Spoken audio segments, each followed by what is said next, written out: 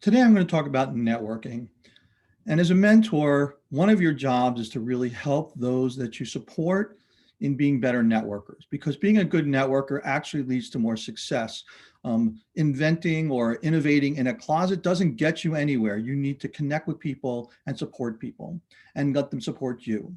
So I'm going to talk about how to be curious about the people you meet throughout your career. And remember, someone you meet now may not be valuable today, but they could be valuable tomorrow. And also remember that it's not all about you. If you can help them, they're going to be more welcoming to help you in the work that you do.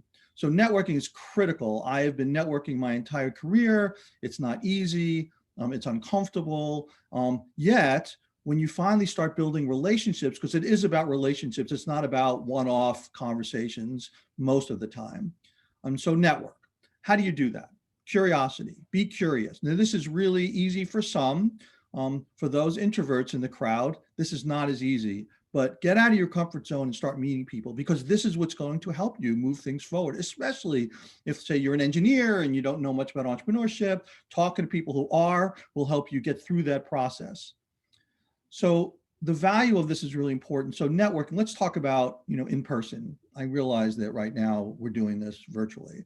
But in person, when you go out to an event and you meet a bunch of people, the first thing you should be doing is looking through the attendee list to find out who you might want to get to know and meet. I sure wish that at these events, when they give you name tags, it actually says where they're from and not just their name, their first name, last name smaller, and then where they're from. It will be helpful, but they don't always do that. So look at that attendee list or scan around or ask people who know that community and say, who should you be meeting with during this? When you get their card, I know that maybe that's a generational thing, but when you can get their card right on the back of it, how do you know them? Where did you meet them? What do they do? And what you might get from them in having a deeper conversation and a relationship. What might you learn from them is really the question, not what you can get from them, but what can you learn from them? Keep those cards available and get them in your computer immediately in your contact file. You can do it, in a regular contact file, or you could do it, in a spreadsheet or whatever works for you, and keep track of those so that you can search them and find people from different places.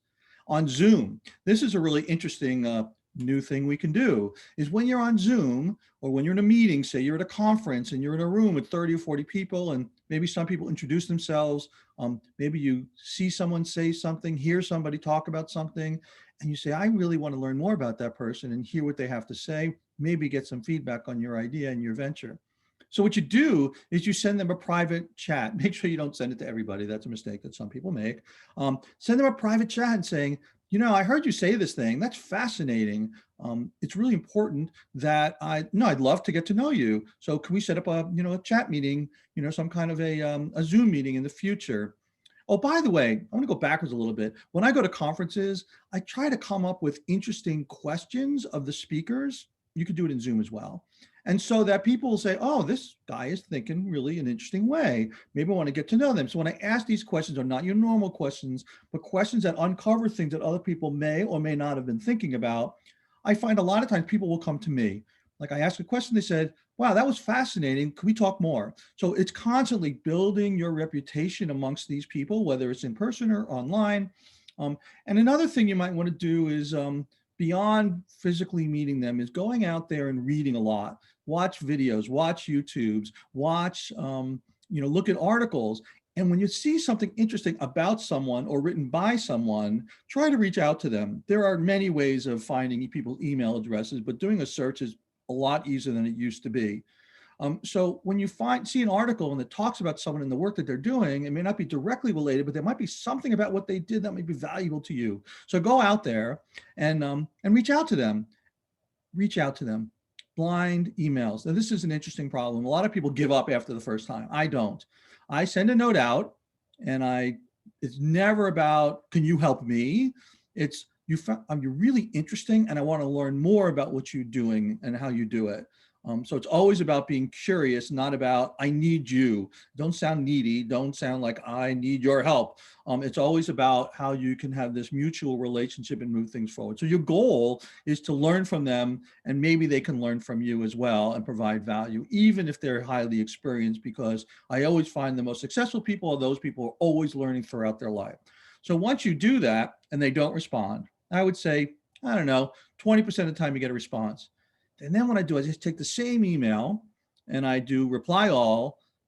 It's really just reply to them and you say, you must be really busy. I really appreciate all the stuff that you're doing. And I would love to connect. And maybe if you've got some time next week, like 10 minutes, I'd love to chat with you, 15 minutes, whatever. What that does is you probably got pushed off to some to-do list that they may or may not ever get to, but reminding them, someone once said, Stephen, that's your guilt trip approach. Yeah, it might be a little bit of guilt trip, but it's more reminding them and putting your personal interest or your focus in the front of their minds now. And I find, and when I urge other people, entrepreneurs and students, I find that 80% of the time they'll respond back. And if after doing that twice, they don't, give it up and maybe redo it in 6 months when they're not so busy. And some people just are not responders and not emailers. And so they just never do it. A lot of times I'll try to reach out to people who are surrounding them. It is always important when you're dealing with high-level executives. If you want to call them, that's a great thing too, but always do it before 7:30 their time in the morning. There's two things about that. One, you might get that person to talk to. If you email them, it's actually they're done with their Monday email. They're starting from their weekend email. They're starting from scratch again, and it's good to get them with an email. If you want to make a call, which is always great because people don't call anymore blindly, call and say, look, I'd love some time. Do you have any more time you can give me now? Or we could talk sometime next week. If you call before 8 o'clock in the morning, there's a chance that there are two people that might answer. It might be the actual person, the entrepreneur, the expert who might be answering the phone because there's no one sort of screening their calls. The second thing that might, and of course, it's a little different now that people mostly use their cell phones, but if you call in their office. The other thing is you might get their assistant and they are gatekeepers. And so you have to convince the gatekeeper that it'll be valuable to them and you to connect with them. And so, but just don't make up stories. Like just be real about it and transparent. Say, look, I read an article about them and I want to talk with them. And sometimes they will be like, they really love talking to, developing entrepreneurs and they want to talk with you. Can we set up a time next week, 15 minutes, state your case and have a conversation. So those are the people, those gatekeepers are really, really important. When you do a social networking map to understand how people connect, you find that those gatekeepers actually in some cases are more important than the people themselves in terms of getting access and giving you feedback. So I think that one thing about these informal connections with people is a lot of times I find entrepreneurs want to build a board and they say, oh, how do I get board members? So I want that person on my board. Let me reach out to them and ask them. Well, chances are 9 times out of 10, they will never say yes because they don't know what you're doing. They don't know. And even if you state a good case, what you really need to do is build a relationship. So you reach out to someone, want to have a conversation, want to learn about what they do. They should learn about what you do. And then say, can I call you back in another couple of weeks or a month to sort of fill you in on what I'm doing, get your feedback. Build that over time. It may take 3 to 6 months, but over time, you now have a relationship with them and they're more willing to A, take your call and B, possibly be on your board of advisors or your board of directors. Really important because you want good people. You don't want, because if everyone is said, there was a line, why would I join a club that would take me on as a member? I think it was a Woody Allen line, if you remember Woody Allen. But really is you want people who don't know you yet. Yes, you want some people who know you on a board, but you want people who don't know you and you've worked over time to build their trust. And you remember, time is money. So the time you take from them is money they're not making. So you need to convince them that it's worth their while to spend the time. The last thing I want to say is about asking. You'd be shocked at how many people want to help you. You may say, well, why would they want to help me? They're a successful entrepreneur, they're an expert, they're an author, they're a YouTube channel star. You'd be surprised at how many people want to help you, why they want to pay it forward. They want to help the next generation of themselves and they're curious about what other people are doing so they can learn from people who see the world in a much fresher light than themselves. They get steeped in their own work and they're most successful entrepreneurs are successful learners and they're always looking to learn. Your job is to convince them that having a conversation with you is a learning process that will help them go to the next step for themselves as well as you. That's really it. So again, it's not about you, it's about them, making sure that the value of their time is something that you appreciate and support. So as a mentor, these are the kinds of skills and techniques you can work with your mentees about, and you should use it yourself, because sometimes your mentors will say, can you introduce me to someone? Now, here's the last thing, is make sure you say thank you. Thank you for making introductions. I get a little frustrated when I give someone a connection and then I never hear back. I don't know whether they've ignored them, they've sort of forgot calling them or whatever. And then I get a call like so-and-so never called me. Or they go forward, they even create a business partnership and no one tells you. You want to know how strong your network is.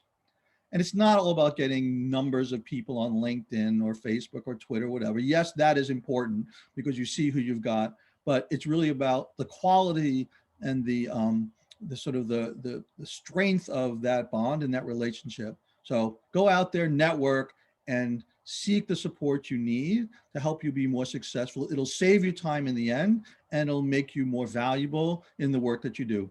Thank you very much.